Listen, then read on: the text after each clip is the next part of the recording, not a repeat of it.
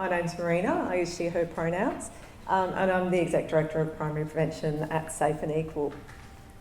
I would like to start by acknowledging the traditional owners of the lands on which we're meeting today and pay my respects to elders past and present, always was, always will be Aboriginal land.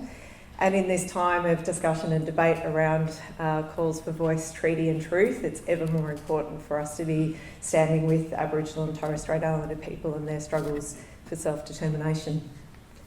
So there are three key things I want to do today: give an introduction to intersectionality and primary prevention, talk about my own organisation's commitment to intersectionality and some work that we've been doing in this area.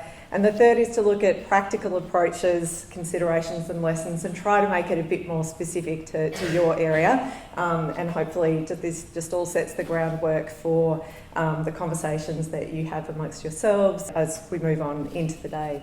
So to start with, Safe and Equal. We're the peak body for specialist family violence services in Victoria, but we have a remit of working across the continuum from primary prevention through to response and recovery. And a key part of our strategic plan is our purpose of working towards a world beyond family and gender-based violence. Within our strategic plan, we have a really specific and distinct commitment to intersectionality, and it has three key elements, and I'm going to return to these later in the presentation. So the first is working to deepen our understanding of the family violence evidence base. The second is building coalitions and partnerships for action. And the third is engaging in critical reflection. Before I move on, I really did want to acknowledge the fantastic and amazing leadership and work of a range of different community-owned and community-led organisations across the state. Two of them are with us here today, the Multicultural Centre for Women's Health and Women with Disabilities Victoria. There are a number of others, but I think it's really important, particularly for me speaking from a mainstream organisation, that I do acknowledge the leadership and the work of those organisations before I sort of move on. But there's also a need for us as a peak body in Victoria to take our commitment to intersectionality very seriously and to take that responsibility on explicitly and distinctly, working with in partnership with these organisations. This is the way that I tend to talk about intersectionality. It's a way to analyse and understand the ways that multiple and overlapping experiences of oppression impact on individuals and communities, but for me it's about how to act meaningfully to change these. It's a concept that's now used across many different fields and sectors in Australia, and I think, regardless of the many frustrations that we may have with intersectionality, it's a powerful tool for working towards social justice and social inclusion. It emerged as a theoretical lens from black feminist theory and activism in the 1960s and 70s, and I'm sure you've all heard of Kimberly Crenshaw and others like bell hooks. But I think it's important to note that it actually emerged as a critique of the feminist movement. And really the point that these activists and theoreticians and academics were making at the time was that you can't address gender in isolation. There are many other things that impact on women's lives and impact on people's lives to create unique experiences of oppression and also things to be struggled against. And if we try to specifically look at gender only in isolation, we can inadvertently reinforce other experiences of inequality and exclusion and keep those other rather than part of the whole. Primary prevention is focused on whole of population initiatives in different settings, and it aims to address the underlying drivers of violence to stop this from happening in the first place. So a primary prevention approach works to change the underlying social conditions that produce and drive violence against women, that excuse, justify or even promote it. And it's about addressing attitudes, norms, practices, structures and power imbalances that drive violence against women.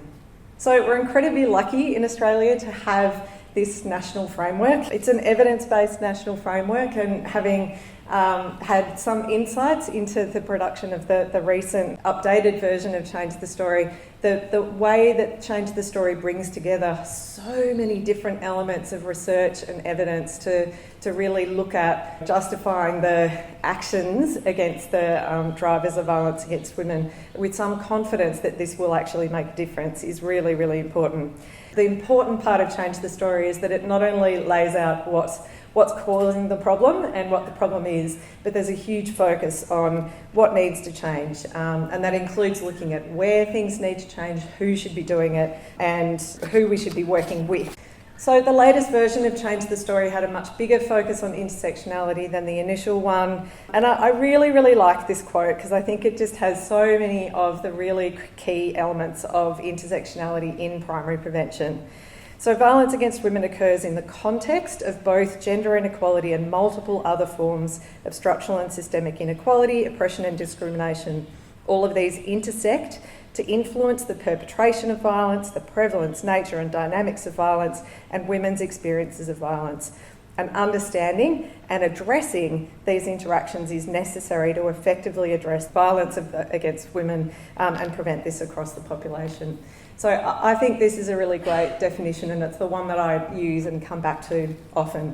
We're even more lucky in discussing this topic to have a range of different resources and really key documents to draw from in Australia. The first of these, Aurora, is going to be talking about later in the day, Intersectionality Matters, produced by the Multicultural Centre for Women's Health. And is a really fantastic resource, you should all read it if you haven't already, that looks at the experiences of migrant and refugee women and the overlapping experiences of coming from and living within and being part of those communities and violence against women.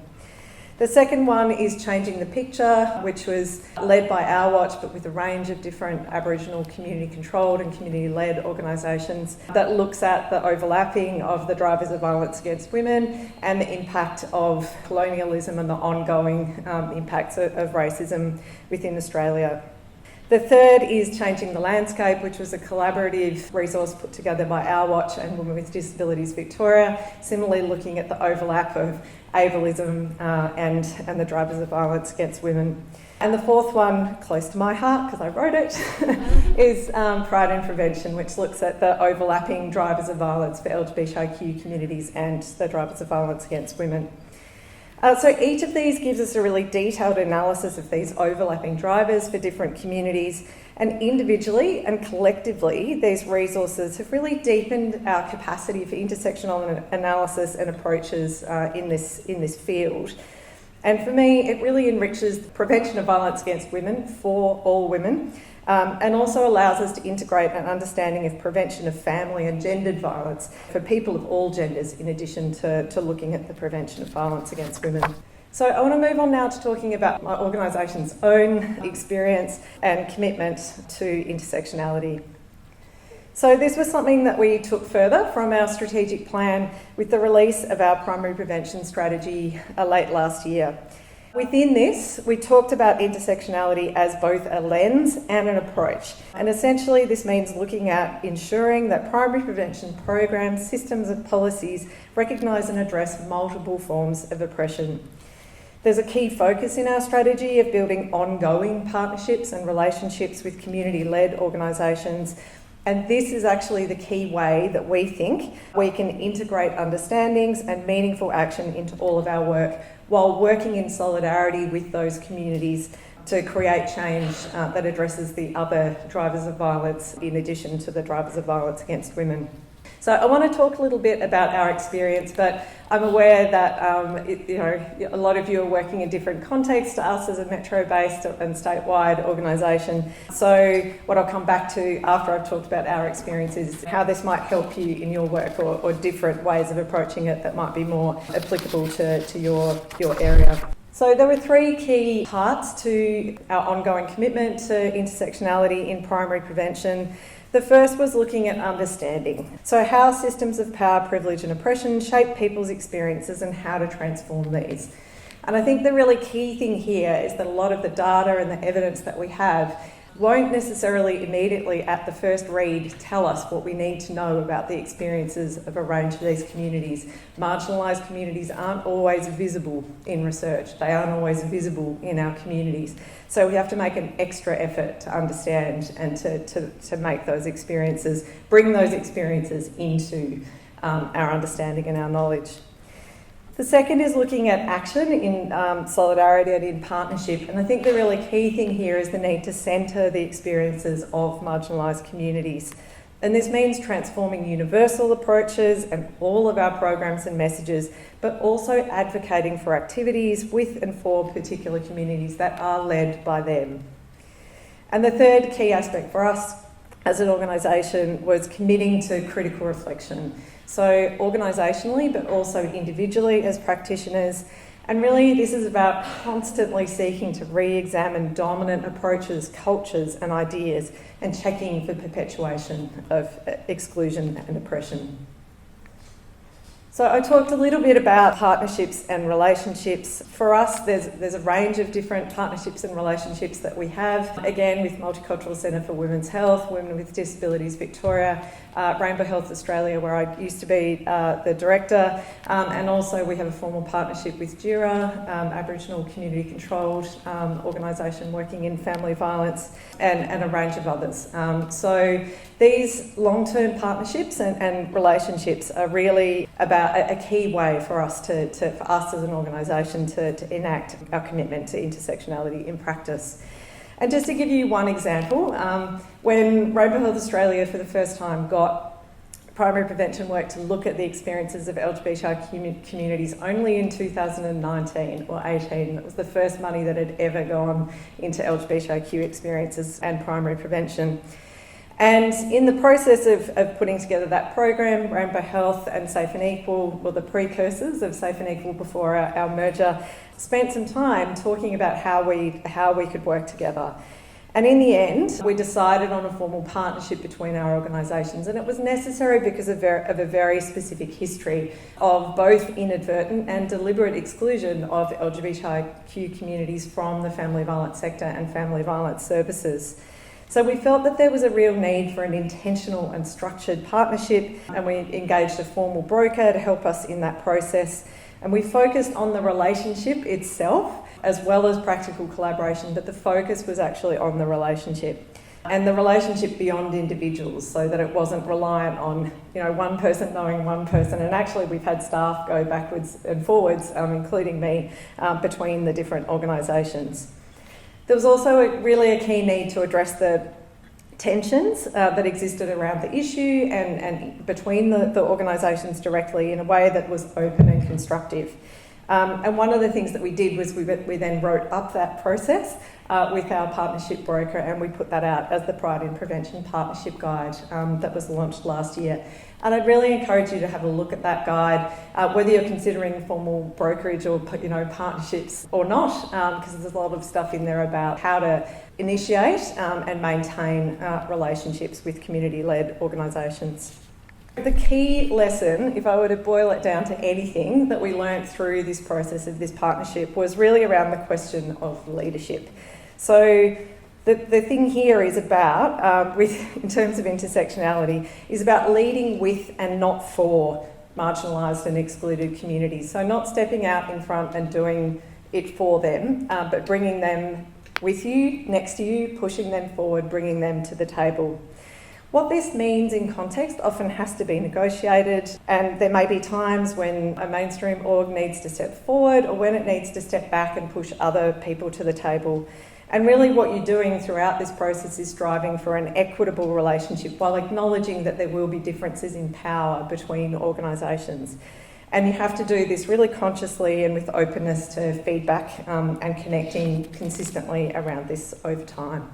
So in terms of talking about intersectionality, I think someone's mentioned this already, but obviously rural and regional is actually an aspect of intersectionality in and of itself, and I'm sure that all of you have been in forums where that's your role to raise that within the room and bring the inequalities and additional challenges that brings into the broader conversation at a statewide level. I think that in terms of some of your areas, there are potential enablers to doing some of this work that are worth noting. When I was reviewing a paper recently from my old work with LGBTIQ communities, and actually we did research that looked at experiences of health and wellbeing between metro, rural and regional, and then outer suburban areas. And people did best in metro areas where they had access to peer connections, bars and groups that they could go to and all those sorts of things. But people actually did next best in rural and regional areas, and they did worst in outer suburban. So there's something about a community connectedness that happens in rural and regional areas that's a potential enabler for this kind of work. So I did want to bring a positive into the discussion to start with. But there are also a range of barriers. So local community-led organisations often aren't there, or they're not resourced enough to be doing this work. There's a lot of pressure on statewide community-led organisations like MCWH or Rainbow Health to deliver across the state from a very small team. There's a lot of pressure sometimes on individual advocates. We all know the great lesbian activist that there is in this particular rural town, and everybody needs to talk to that person. It's, that's hard work. And it requires access to resources. There are additional costs for travel, for consultation.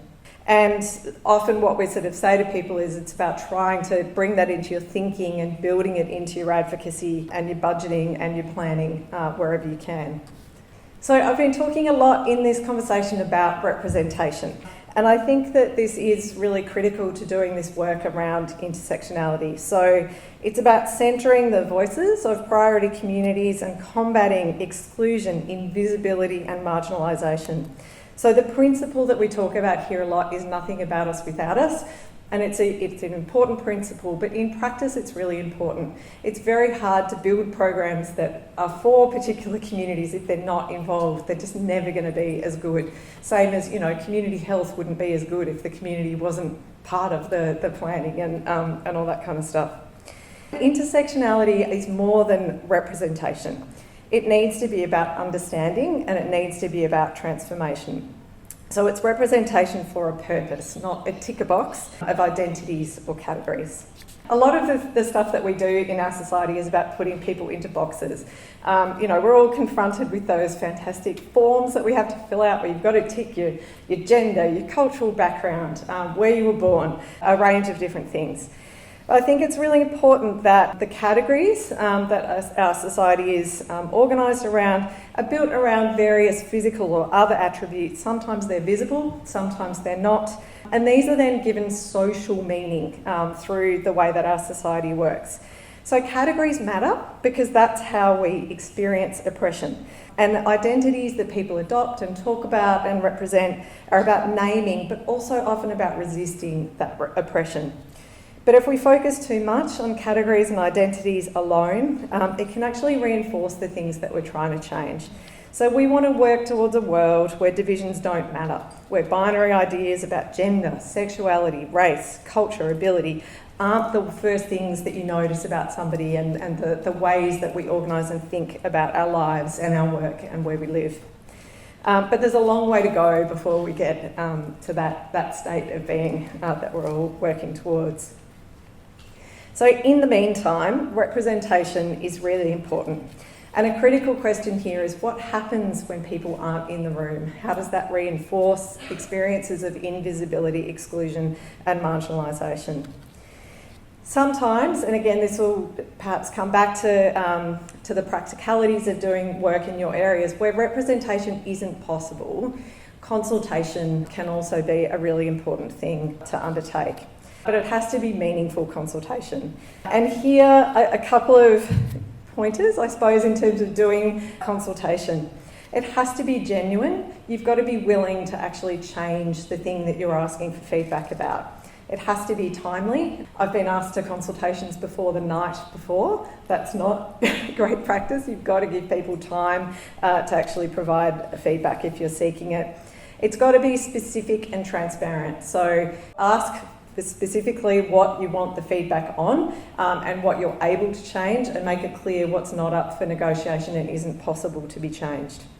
It needs to be responsive, so you go back to people and say, hey, that feedback was great, we've changed it because of the input that you made.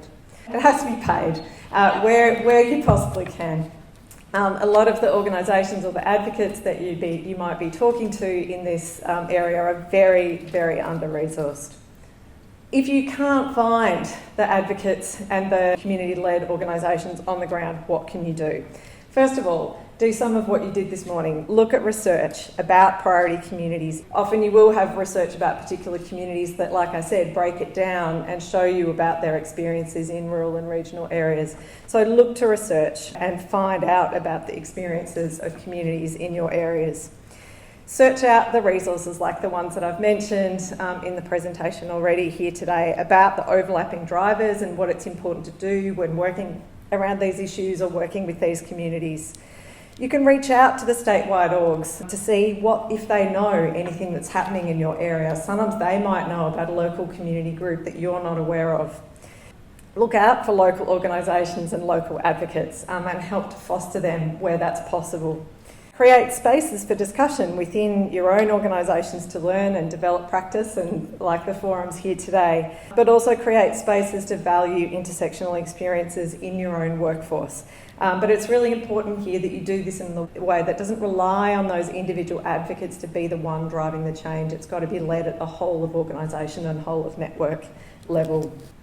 So the thing I wanted to finish on is, I think in this work, the key thing is always committing to ongoing learning. There is always more to learn. The second key thing, I think, is that this work is complex, but it doesn't have to be chaotic. It's possible to get a grip on it and actually do some really good work. Another thing is, when you're embarking on this kind of work, is to really be prepared to admit when you get things wrong, where you do accidentally reinforce an experiences of exclusion or invisibility or marginalisation, and to be serious about a process of accountability and repair where you may have accidentally or inadvertently done that. Another key thing is continually being open to making unconscious bias conscious. Now that's a big sentence, but I think you get what I mean, in that we're all, we weren't born racist, sexist, homophobic. We're taught to do this over our lives, and we're constantly unpicking that and making ourselves aware of what that experience means for the range of communities and people that we're working with. Another key thing is about looking at processes, not only your aims. Sometimes the processes of doing your work, they're built for a dominant culture, and sometimes that experience of process can actually be just as excluding as perhaps the ultimate product of what you've been putting together. But I think the final thing, and it's what I wanted to finish on, I suppose, is to don't be put off. Try something small, then try something bigger, celebrate your gains along the way, and just keep at it. That's me. Yeah, thank you.